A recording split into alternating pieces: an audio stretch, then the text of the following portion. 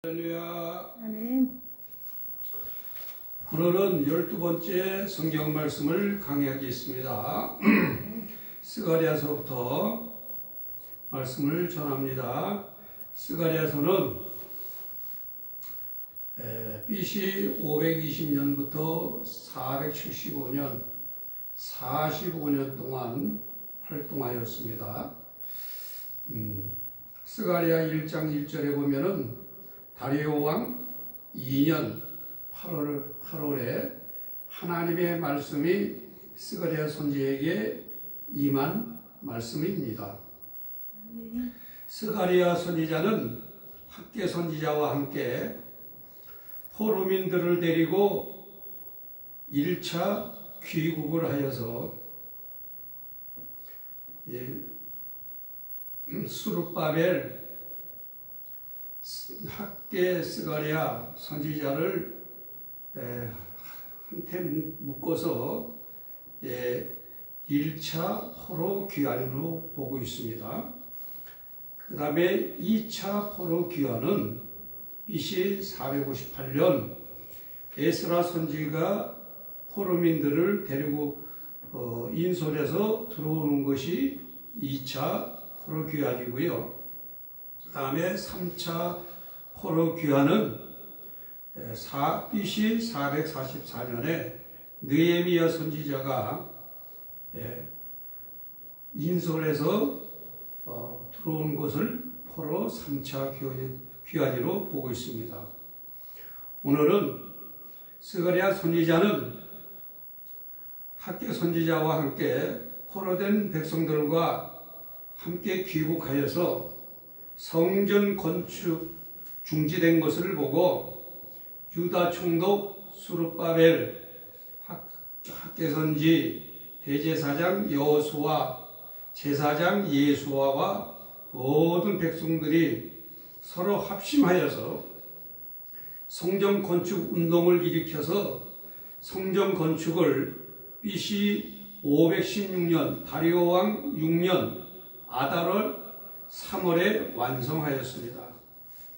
이와 같이 성전을 완성한 스가랴 선지자는 성전의 주인이 되실 장차 오실 메시아를 준비하는 거룩한 사역임을 깨닫고 그는 하나님 앞에 기도하다가 하나님께서 그에게 환상을 보여주셨습니다. 그의 환상은 사람들에게 소망을 주고 미래의 영원한 하나님의 나라, 하나님의 왕국에 대한 뜻을 알게 하며 또 온 땅 위에 세상에 하나님의 심판을 경고하며 사람들에게 하나님을 의지해야 됨을 확실하게 알려주는 비전의 환상 계시를 보고서 하나님의 백성들에게 말씀을 계시하여 주었습니다. 첫째로 스가랴 선지가 본 8개의 환상 계시와 하나님의 성지 예루살렘 성전에 관해서 예언의 말씀을 하였습니다. 첫째, 스가랴 선지가 본 8개의 환상 계시는 첫째로 홍마는 붉은 말 탄자를 얘기합니다. 붉은 말을 탄 자가 환상에 보였는데 위에 스가랴 1장 7절에서 17절에 말씀이 기록되어 있습니다. 이 홍마 탄자의 이 환상은 하나님께서 앞으로 열방의 심판과 이스라엘을 재건운동을 시켜주시겠다고 하는 환상 계시입니다. 두 번째의 환상은 내 뿔과 내 공장의 환상입니다. 스가랴 1장 18절에서 21절에 내 뿔은 4대의 세력이요 내 공장은 내 뿔을 저지시킬 하나님의 사람들입니다. 그래서 내 뿔의 세력은 악한 세력이요 내 공장의 세력은 내 뿔을 저지시키는 하나님의 사자들을 말씀하고 있습니다. 세 번째의 환상을 스가랴 선지자가 보니 측량줄을 잡은 사람, 스가랴 2장 1절서 13절에 측량줄을 잡은 사람이 환상에 나타나는 것을 하나님이 계시해 주는 것은 하나님께서 예루살렘을 재건하여 주셔서 복을 주시고 영화롭게 세우심을 의미하는 환상입니다. 네 번째로 여호수아가 더러운 옷을 벗고 성결한 옷을 입는 환상을 보았습니다.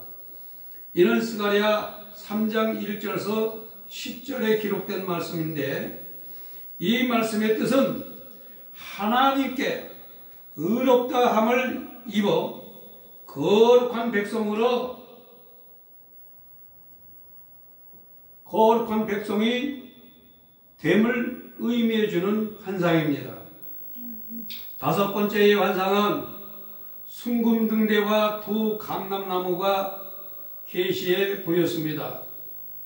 그것은 스가랴 4장 1절에서 14절에 계시된 말씀이 이 말씀의 뜻은 유다 백성 두 지도자 스룹바벨과 대제사장 여호수아에게 하나님이 성신을 내려주셔서 능력이 있는 종으로 두 감람나무로 쓰임을 받는 의미를 나타내 주셨습니다.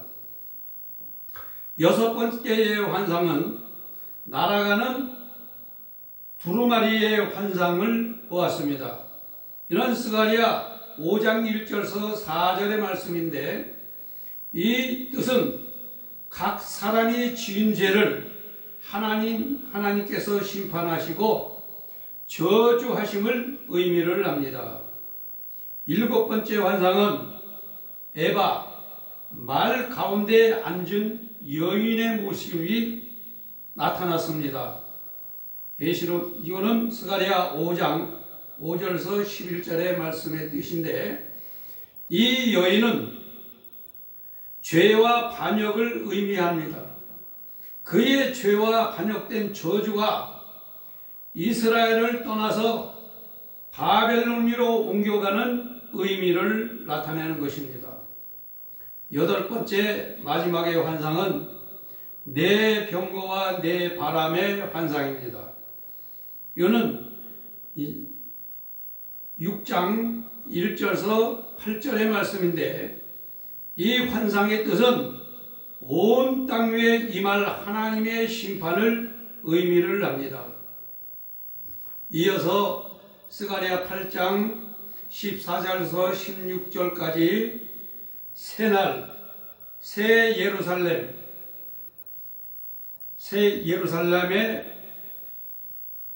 말씀은 하나님께서 이스라엘에게 새로운 예루살렘을 회복시켜 주시겠다는 언약으로 나타내 주시는 것입니다. 자, 그 다음에 스가랴 8장 2절에서 5절의 말씀은 예루살렘을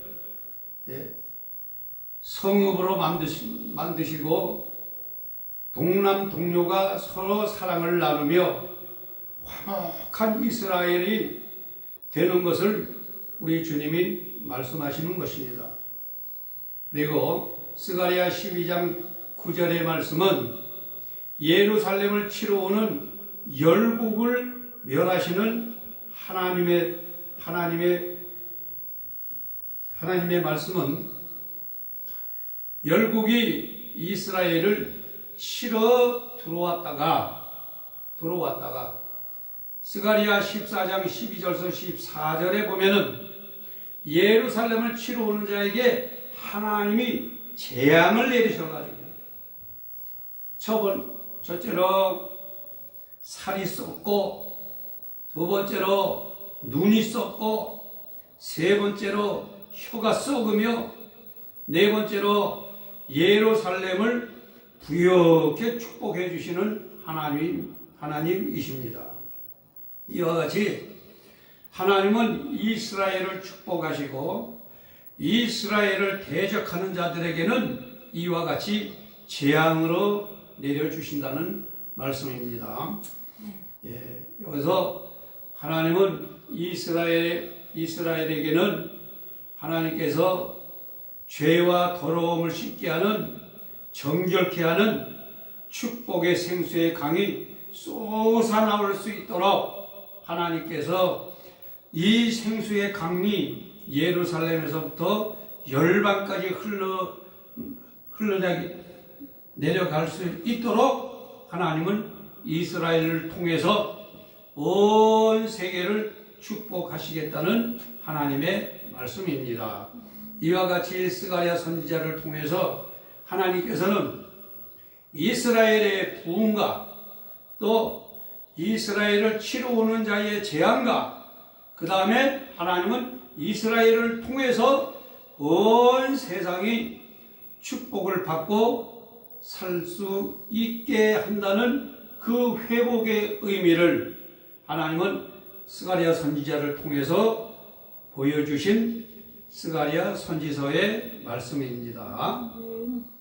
다음은 에스더서로 넘어갑니다.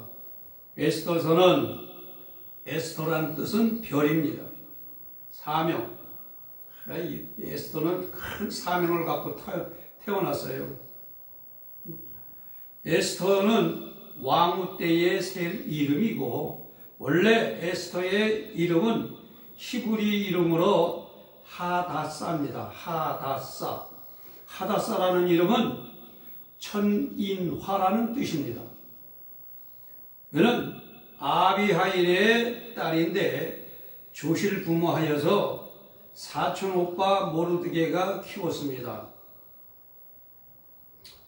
그는 BC 486년 다리오 왕이 죽은 뒤에 아하수에로가 왕이 되어 에스더를 왕으로 맞아들였는데, 먼저 아수르 왕은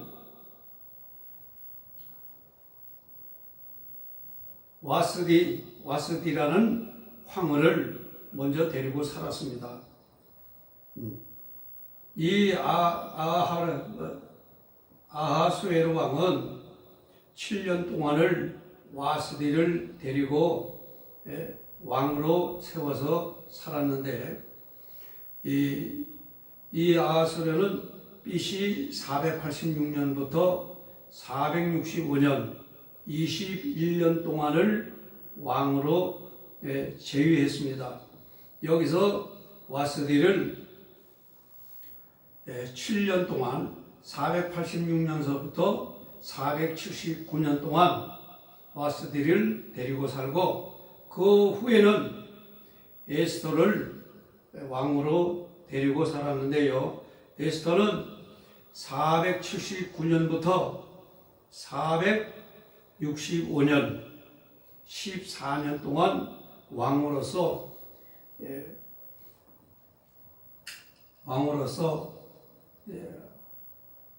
또 유다의 애국자라서 사명을 행하였던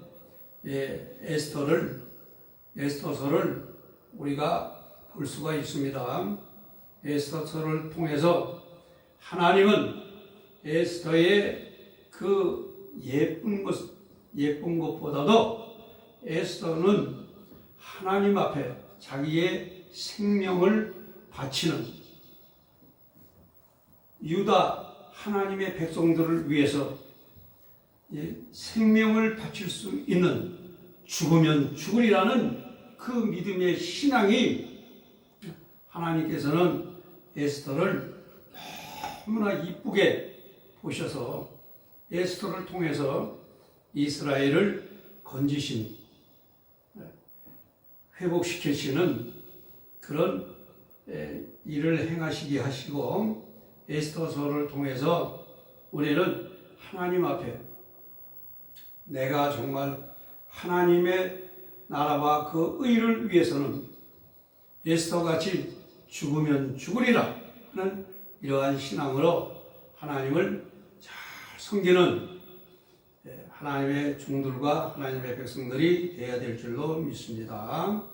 그 다음에는 에스라 시대입니다.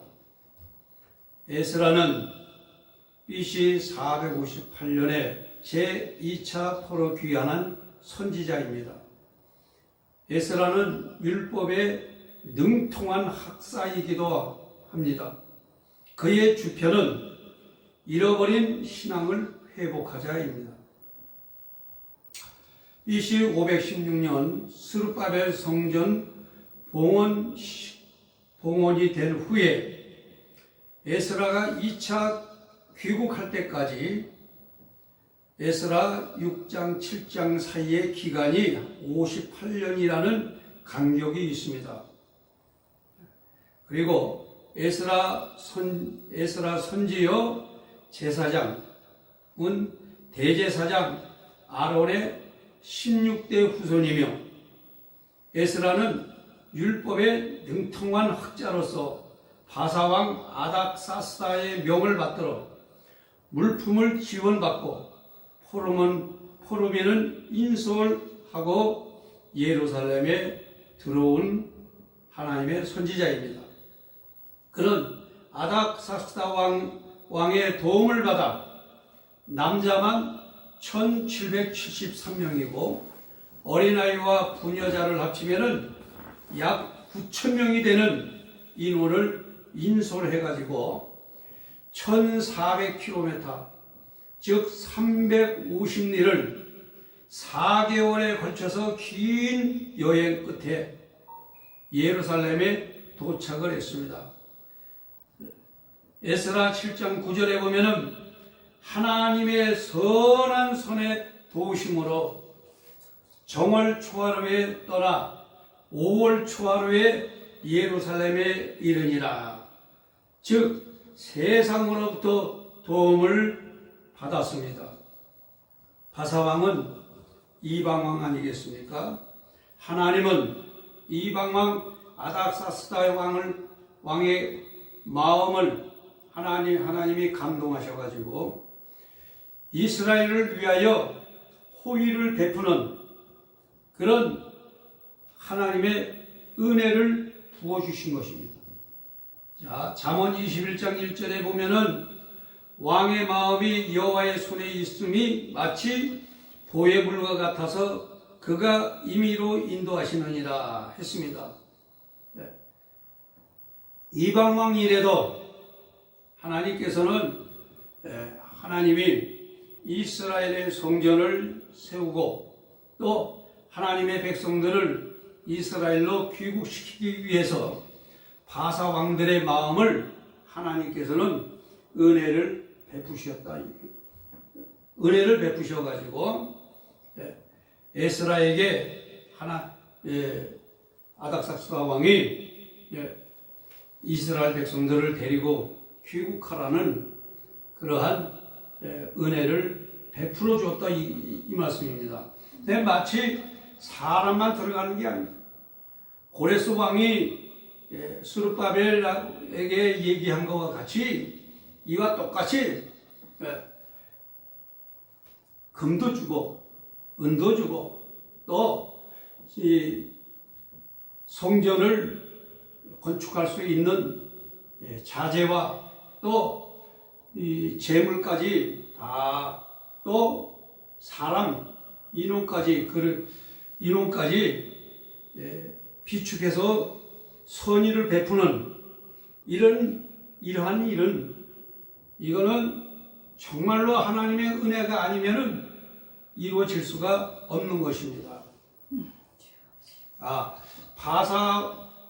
바사국의 속국으로 있는 이스라엘을 자유롭게 해주고 또 거기에다가 물품까지 다 지원해주고 한다는 것은 이건 하나님께서 그의 마음을 감동시키지 않으면 있을 수가 없는 것입니다. 이와 같이 하나님께서는 이스라엘을 사랑하시기 때문에 70년 동안의 그 포로 형기를 마친 이스라엘 백성들에게 하나님께서는 은혜를 베풀어 주시는 겁니다.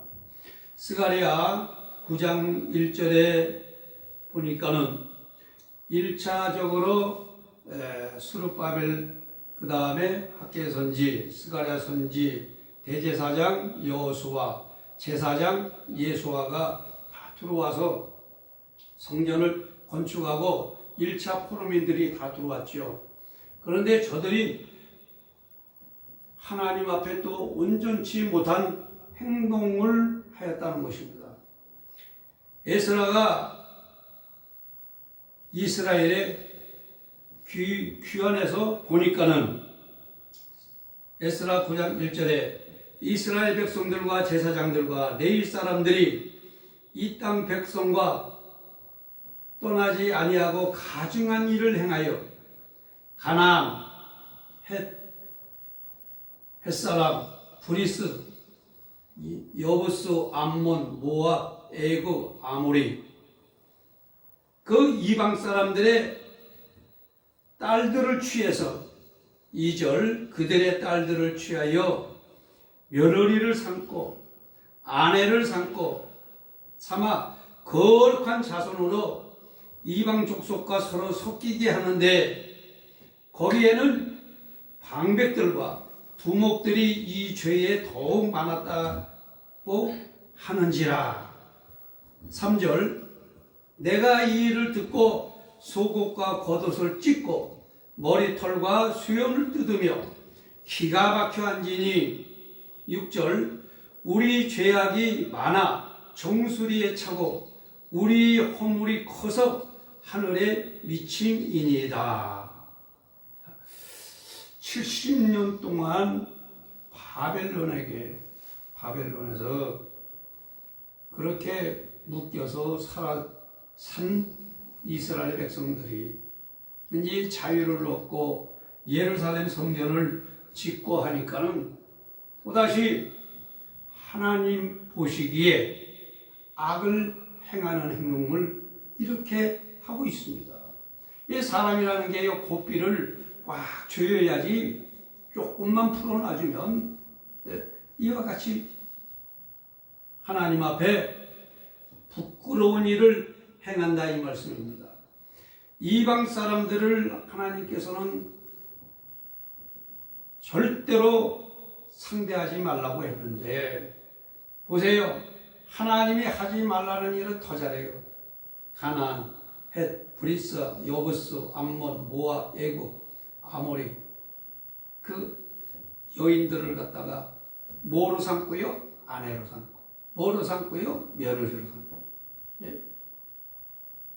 이렇게 해서 유대인의 피를 섞이게 했다. 혼혈시켰다 말이에요. 혼혈시킨다. 예, 하나님의 뜻에 완전히 빗나가는 겁니다.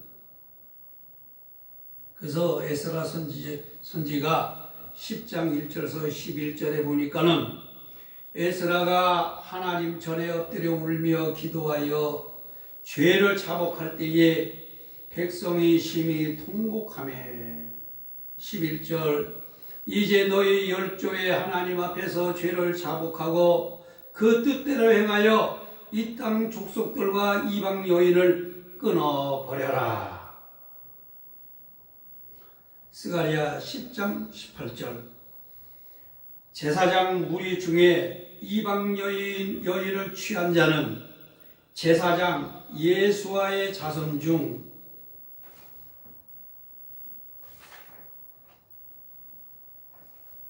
요사닥의 아들과 그 형제 마이세야와 엘리에셀과 야립과 그달랴라. 44절 이상은 모든 이방 여인을 취한 자라. 그 중에 자녀 낳은 여자도 있었더라. 자녀를 낳은 여자도 있었더라. 이제 완전히 혼혈이 돼버렸죠. 이와 같이 에스라 선지가 아닥사스다 왕의 호의를 받아서 2차 포로민들을 9천 명을 이끌고 예루살렘에 당도하니까 1차 포로 귀환한 하나님의 백성들은 성전을 짓고 나서부터는 계속 하나님 앞에 범죄하고 있는 거예요. 죄를 이렇게 범하고 있어요. 그래서 에스라가 하나님의 성전에 들어가서 통곡하며 하나님 앞에 회개하며 이방의 여인들과 끊어라. 이방의 여인들을 다 이방으로 내보내라. 그런데 제사장 무리 속에서는 이 이방 여인들과 자식까지 난 사람들도 있더라. 성경은 이렇게 말씀하고 있습니다. 그러니 하나님이 또 뿌리 또 나시죠. 예. 이와 같이 에스라는 하나님의 백성들을 위해서 하나님 앞에 통곡하며 기도하며 이스라엘이 하나님 앞에 온전케 되기 위하여 통곡하는 에스라 선지입니다. 에스라 후에는 제3차 포로 귀환에서 들어오는 느헤미야 선지자에 대해서 말씀을 드리겠습니다. 느헤미야, 여호와께 위로를 받음이란 뜻입니다. BC 444년서부터 425년까지 19년 활동을 했습니다. BC 444년에 제3차 포로 귀환으로 예루살렘에 입성을 합니다. 이때는 하나님께서 이 예레미야를 하나님께서 예루살렘에 3차 귀환할 때는 예루살렘의 성벽을 재건중수하라. 이스라엘의 성벽들이 다 무너져 내려버렸어요. 무너져 내리고 문은 불타버리고 이게 누가 이랬느냐? 이건 바로 이 사마리아 사람들이 그렇게 대적을 해가지고 있던 차에 일이 벌어진 겁니다. BC 458년에 에스라 선지자가 2차 포로를 데리고 귀환한 후 에스라 선지자가 2차 포로 귀환 후 몇 년이 지났냐? 14년 되는 해 BC 444년에 느헤미야가 바사왕 아닥사스다 왕 밑에서 술 맡은 관원으로 일하던 중에 예루살렘 성벽이 회파가 되고 성문은 불타버렸다는 소식을 듣게 되자 느헤미야는 애통하는 마음으로 하나님 앞에 무릎 꿇고 기도하기 시작했습니다. 4개월 동안 하나님 앞에 부르짖으며 기도하던 중에 그는 슬픈 마음, 애통하는 마음으로 왕 앞에 술을 갖고 나가다가 왕이 느헤미야여 어찌하여 그렇게 안색이 슬퍼하느냐 하고 이야기할 때에 예 왕이여 우리 예루살렘 성전이 무너지고 성문짝이 다 불타버리고 지금 위중한 중에 있습니다. 이걸 어찌하면 좋겠습니까? 그래서 제가 하나님 앞에 애통하며 기도하고 있습니다. 그런 술잔 내려놓고 백성들을 데리고 귀국해서 그것을 재건하라. 하나님께서는 이게 누가 하나님이 하시는 거예요. 하나님이 하시는 거예요. 하나님의 일은 하나님이 하시는 거예요.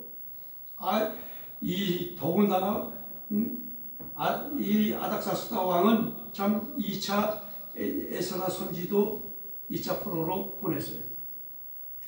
3차 포로 귀환까지도 누가 보냈어요? 아닥사스다 왕이 다 보내는 거예요. 그래서 느헤미야를 총독으로 임명해가지고 귀환을 하게 합니다. 이것이 3차 포로 귀환이죠.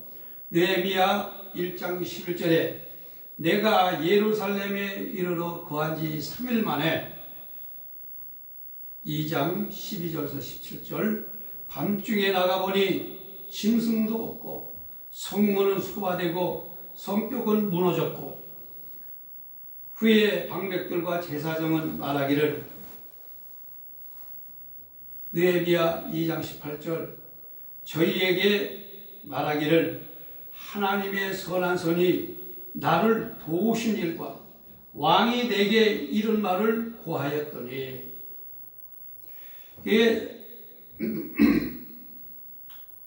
이 하나님의 백성들과 이 제사장들도 너무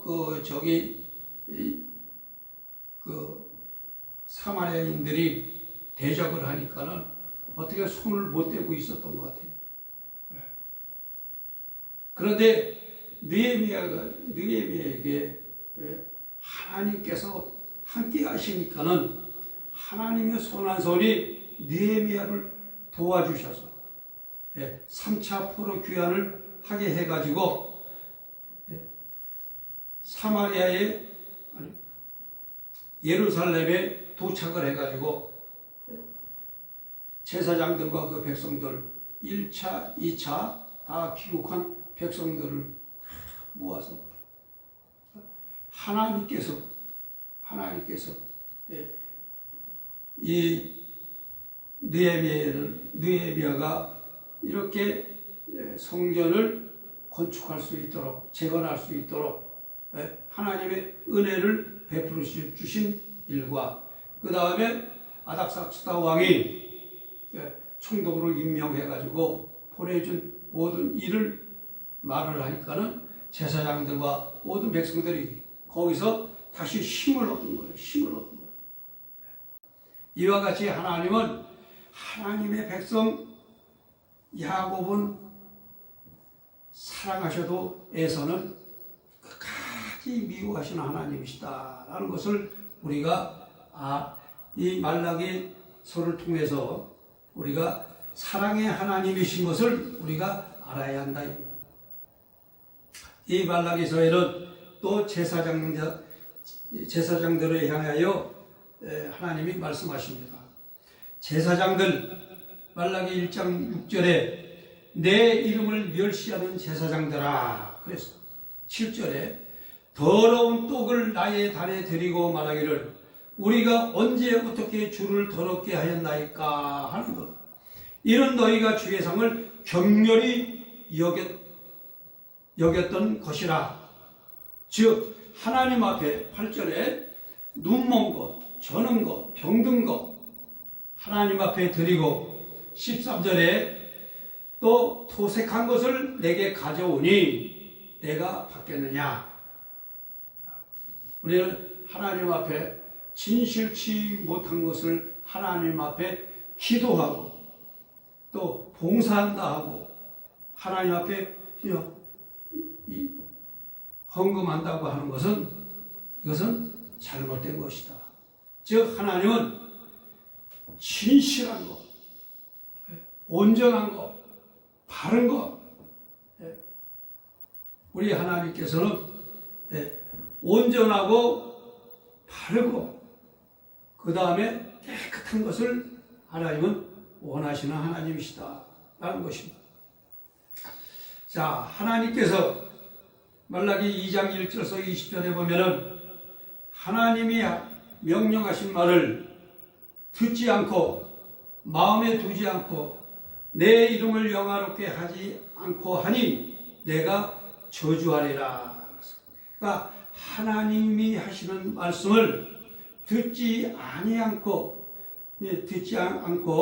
하나님을 영화롭게 하지 않고 하나님의 명령대로 행하지 아니하면은 말라기 2장 3절의 말씀대로 내가 너희 종자라는 것은 자손, 후손을 얘기하는 겁니다. 너희 후손들에게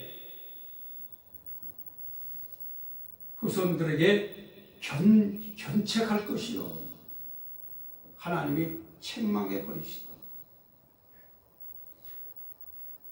또 너희 절기의 희생의 똥을 너희의 얼굴을 바를 것이라. 너희가 그들과 함께 제하여 버림을 당하리라.